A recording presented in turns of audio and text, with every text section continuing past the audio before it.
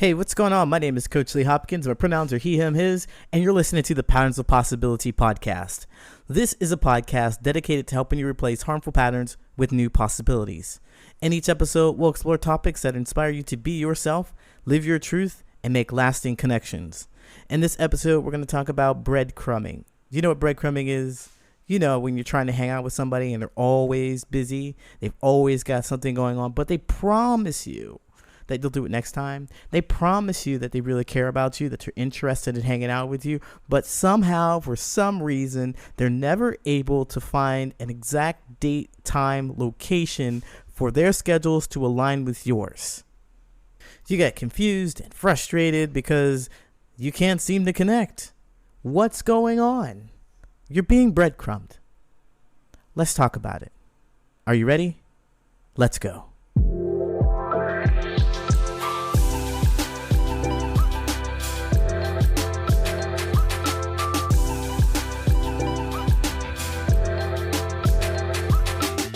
So what is breadcrumbing anyway?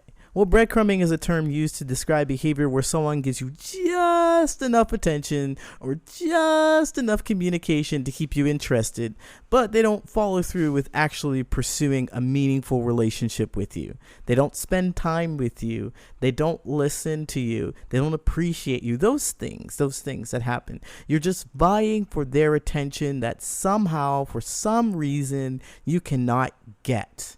That's breadcrumbing. And in this episode, I want to talk about 3 signs that it might be happening to you and what you can do about it.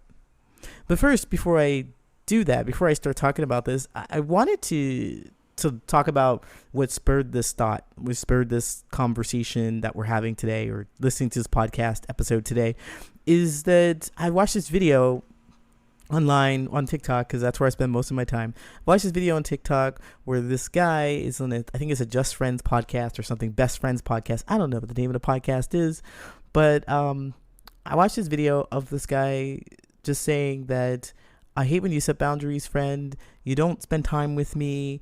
You always say that we can do something, and he makes it, because the podcast is lighthearted. It's supposed to be lighthearted. Everybody's laughing about it. You know, he says like, I love you unconditionally and you love me with conditions. And she was like, no, I don't. No. I love you unconditionally. You know that. And then he goes on to imitate how he tries to schedule meetings with her. He says, I really miss you. I want to do lunch. And she says, no, I'm way too busy. I really didn't do much today. I had to sit underneath a tree and catch some rays or whatnot. And he goes on to say that gives the impression that she's never available when he wants.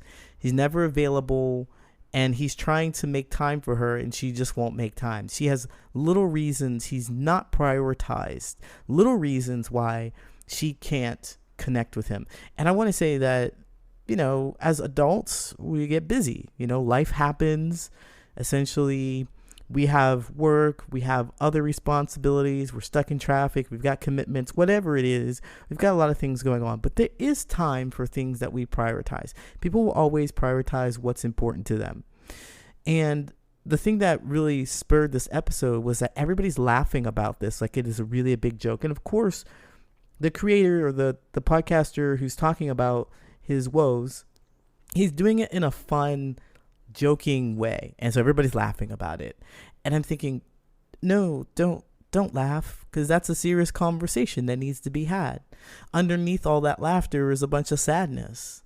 This person, he feels rejected. He feels that he's not prioritized, and although he's making a joke of it, he really deeply feels that. And so they're not having a conversation about the thing that really matters, and everybody just laughs. Ha ha ha, it's funny. Or if this is happening to you, or something like that is happening to you, if you resonate with that, perhaps you would do the same thing, because you don't know how to do this. You don't know how to handle this situation, because if you did bring up your real feelings, they could easily say something like, well, you're not being a supportive and understanding friend. And then you shrink right back down to a little person. You shrink right down. All your self-esteem just disappears. You're like, I know that I want to be with you and hang out with you and have lunch with you and spend time with you. And that's what friends do. And it makes sense for me to want this. But then as soon as they say, well, you don't understand how hard it is for me out here. I've got things going on. I don't have time for you. You're so selfish. And you just shrink. You shrink into, and I'm like, I see why. It's hard to have these kind of conversations. But what's happening here, the whole dynamic is breadcrumbing. It's breadcrumbing.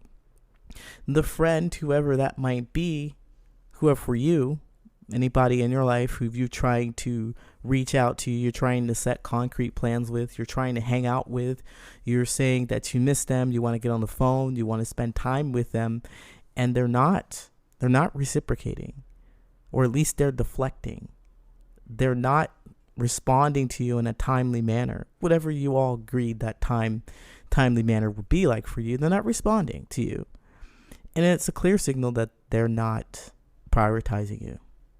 So in case you're not really sure, I want to share these 3 signals, or 3 things that you can point out in their behavior to help you recognize that this is breadcrumbing. And when you recognize these experiences that you're having, these signals, you want to pay attention to how you feel about that experience with them, because this is going to help you get out of breadcrumbing. This is going to help you stop chasing after other people, right?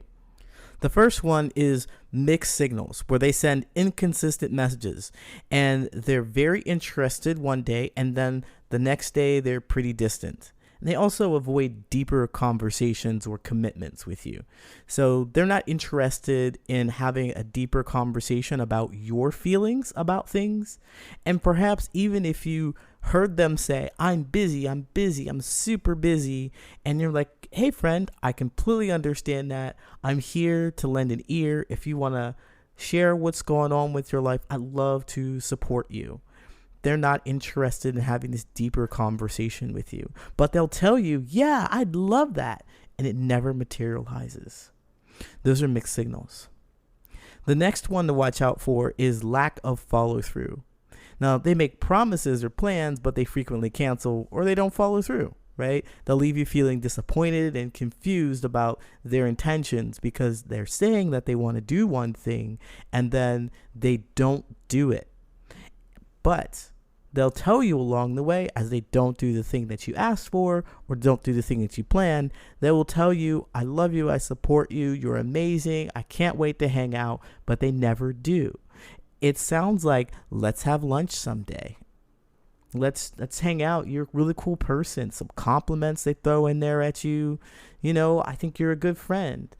And it makes you kind of confused and crazy made, because you might be thinking on your side of the fence, well, if I'm such a good friend, why don't you want to hang out with me? Why don't you want to? And so there's a lack of follow through there. And then the final one is avoiding future plans. They avoid discussions about the future, or avoid making concrete plans together, because they want to keep things vague and they want to keep things not fully committed. They don't want to invest in you. So really check for this breadcrumbing. What you can do is create a concrete plan and then present it to them.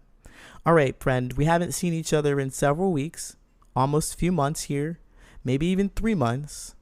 Let's get together. And I'm going to take all of the thinking out of it for you. I'm going to plan it. I'm going to present to you something, a date, a time, a location, and we're going to do this. So you go to the drawing board and you think, oh, you know what? June 28th is it. That's the day I want to have lunch. I'm going to try this. I'm going to go to this. I'm going to check this restaurant. So this is the restaurant we can go to. This is the time, the date, location. I got everything.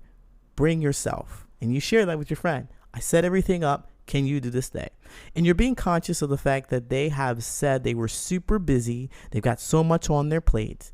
And you share with them. You take all the thinking out of it. They don't have to worry about the time, place, location, all that stuff. They just have to worry about getting there. And you give them plenty of time. You give them a week or 2, maybe 3 weeks, 4 weeks, whatever it is. You give them time to put it on their calendar, to clear out the path so that you can hang out. Because they're telling you that you're awesome. They like you. They wish that they could hang out with you. And here is the time, place, location. It's not a surprise or anything like that. You put that out there for them. You tell them this is what I'd like to do with you. You made it so easy for them. It's not a stressful event. Couldn't see a reason why they wouldn't want to show up if they liked you a whole lot, if they were your friend and interested in talking to you. Right? I mean, I could. And if they say, oh, well, no, it's too far in advance. I don't know what's going on. Things happen, stuff like that. That's breadcrumbing. That's breadcrumbing at its finest. You made concrete plans. If they cared, if they wanted to prioritize you and your friendship, they would make it happen. And if they couldn't make that specific thing happen, they would be able to make something specific happen. Well, then what works best for you, friend, since you can't make it June 28th? I know you miss me a whole lot too, don't you? Why don't you plan something that works best for you? Right?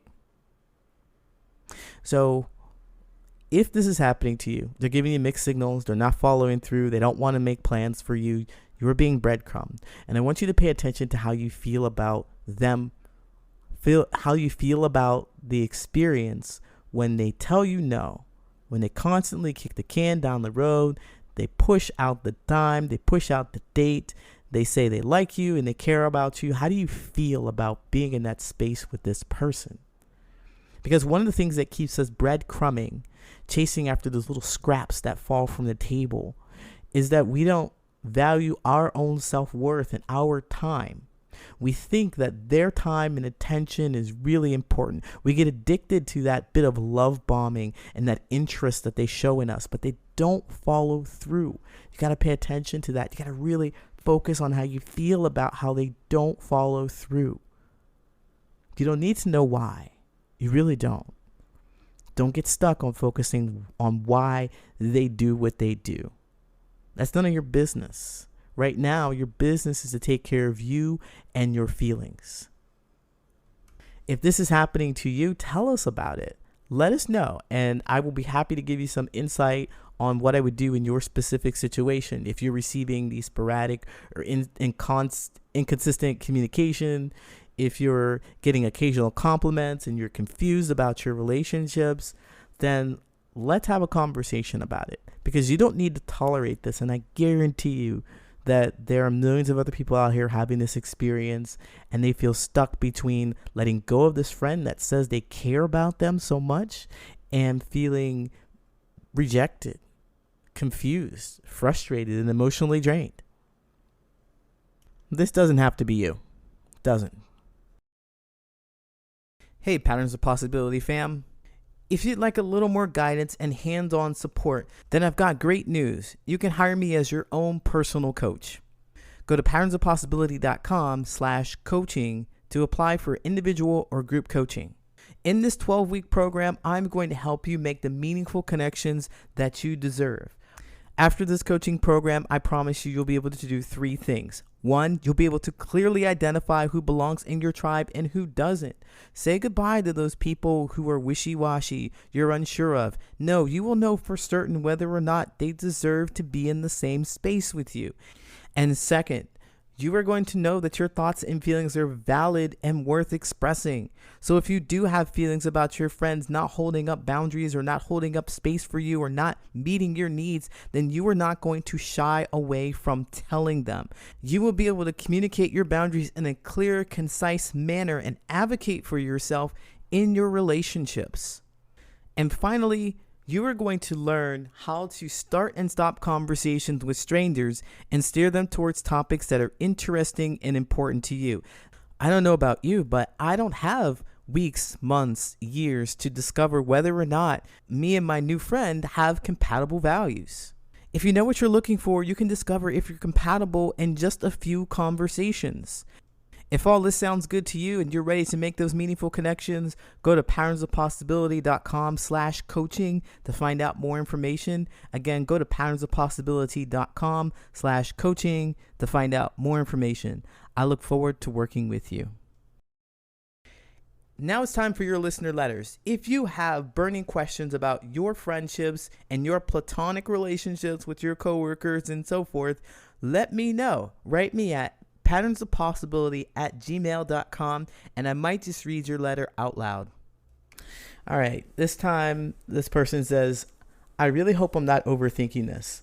I've been best friends with my best friend for over 4 years because we have similar interests. That's a good start. Yet, consistently for 4 of those years, I'm the one who has to put effort into the friendship. I know you shouldn't assign arbitrary values to how much effort you put in and all that, but it doesn't seem to work out where they initiate conversation. I always have to ask to hang out, and I'm rejected 95% of the time. Near the start of our friendship, we were nice and loving, but as we got more comfortable, she got meaner and meaner because I feel like she doesn't have anything to do to express our friendship. And conversations, they're dry, and I have to bring up new subjects or start conversations. She's not like this with all her friends. With her other friends, she'll hang out all the time, not inviting me. And whenever she sees them, she will often take a much happier demeanor and be a lot more talkative and kind, often in conversation, insulting me for a joke, which is kind of hurtful. I know she doesn't mean it, but it sometimes seems that as a friend, I need actual affection instead of mocking and cruelty. Am I being too clingy? Is it a parasocial relationship? She has said that I'm her best friend, but it's just getting harder and harder to believe her. I don't know why I care about her so much because I genuinely have no reason to. She said about 3 nice things to me altogether, and she has never made any sort of effort with me. They go on to say here that if I'm a psychopath, please be blunt. Or if there's anything immediately obvious here, I have autism, so it can be hard for me to tell at times. Well, I definitely get those social cues. Like, whew, man, who are they? What are they for? Who are they for? Social cues. I mean, they're important, okay. But yeah, I understand. I used to miss quite a few of them, and I prefer people to say things like flat out to me as well. So you say you don't think your best friend cares about you. That's basically what's happening here, and you're saying that, well, 95% of the time you've asked to hang out. They don't ask at all. They don't ask at all to hang out with you by what you wrote here. And it's confusing because they say one thing and they're doing another thing. And us, we're on the outside of this. If you're listening to this, you're on the outside of this and you're like, well, it's obvious, dude. Just leave them alone. They're not sinking any time and effort and interest into you. And this person is autistic, so they're having difficulty with the social cues. But I don't even want to say that this is an autism thing. This is not about that. It's about our desire to connect so badly that we dismiss the actions and we hang on to the words in the hope of what we want to happen. We hang on to those things, the belief of the character that we create in our head, the best friend that we create in our head. We ignore the feelings that we're experiencing when they dismiss us, when they reject us, when they say hurtful things to our friends in front of us, when they start to light up, when they see other people, but they don't have any connection with us. We dismiss those things in the hopes that, oh, this is just temporary, or maybe I can say the right thing, or maybe I'll hang out. It's not just an autistic thing. It doesn't just happen in those kind of relationships. It happened with all kinds of people. This phenomenon is where we don't pay attention to what we're really feeling with this person, and we buy into the hope that they can be somebody different for us. We believe, we buy in, we hope that they will be somebody who finally treats us the way we want. And that hope keeps us hanging on to the fact that they can change. They will be better, or this is just temporary. They were nice before, and now they're not now. We can get back to that kindness. We can get back to that appreciation. We can get back to that fun that we had before.